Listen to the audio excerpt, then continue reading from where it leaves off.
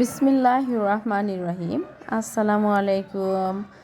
আপনাদের সবাইকে শুরুতে অনেক অনেক শুভেচ্ছা জানিয়ে শুরু করছি আমার উনুন করে আজকের রান্না।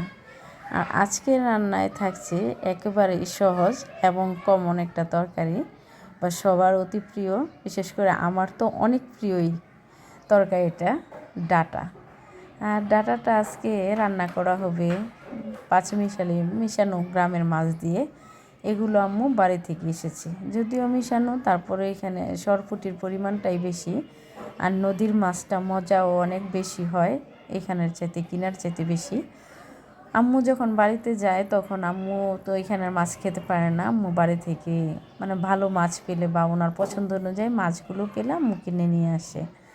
আর বরাবরই আম্মু বাড়িতে গেলে কিছু না কিছু আমাদের জন্য নিয়ে আসে, ওইখানকার মিষ্টি বা ছোট মাছ বা গ্রামের ক্ষেত থেকে তরকারি, অনেক কিছুই নিয়ে আসে। তো আজকে আম্মুর যে মাছগুলো এনেছে এগুলো তো ভাজা আমার কাছে খেতে অনেক বেশি ভালো লাগে, প্লাস এগুলোর তরকারি তো আম্মু পছন্দ করে, তাই আজকে ভাজাও খাওয়াবো আর এটা দিয়ে ডাঁটা তরকারি রান্না করব।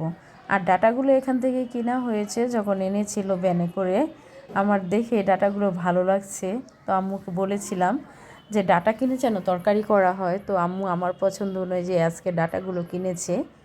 খালা, আমি আর আম্মু তিনজনে ডাঁটাগুলো কেটেছি, এগুলো ধুয়ে রেখে দেওয়া হয়েছে একটু ভাপ দিয়ে।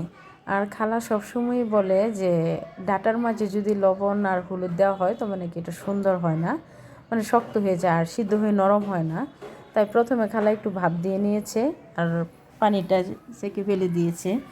আর যেহেতু আমাদের রান্না করার জন্য মাছটা ভাজা হয়ে গিয়েছে, এখন ভাজা মাছটা রেখে দিয়ে এটার মাঝে একটু আম্মু তেলের মাঝে ডাঁটাগুলো ভেজে নিয়েছে। আর আম্মু যদি রান্না করে তবে পাতিল ব্যবহার করে, আর আমি বেশিরভাগ তরকারি কড়াইতে রান্না করে সেরে ফেলি। তো আম্মু এই কাজটা করে না, আম্মুর হয়তো ওইটা ভালো লাগে না। তো আম্মু এটার মাঝে সরিষার তেল দিয়ে বাগার দিয়েছে, বাগার দেওয়ার পরে এটার মাঝে হলুদ, মরিচ আর ধনে গুঁড়া দিয়ে কষিয়ে নেওয়া হচ্ছে। আর এই কষানো মশলাটার মাঝে আম্মু বেজে রাখা ডাঁটাগুলো দিয়ে দিয়েছে একসাথে কষানোর জন্য। আর মশলার সাথে ডাঁটাগুলো কষানো হওয়ার পরে আম্মু একটু পরিমাণে বলেছে পানি দেওয়ার জন্য, তো খালা একটু পানি দিয়ে দিয়েছে। আর এই পানি দেওয়াটার মাঝে যখন নাকি আম্মু বলছে যে মাছ দেরি করে দিবে, তো আমি বলছি সাথে সাথে দিলেই তো ভালো হতো, কিন্তু আম্মু এটাতে বলক আসার পরেই মাছটা দিয়েছে।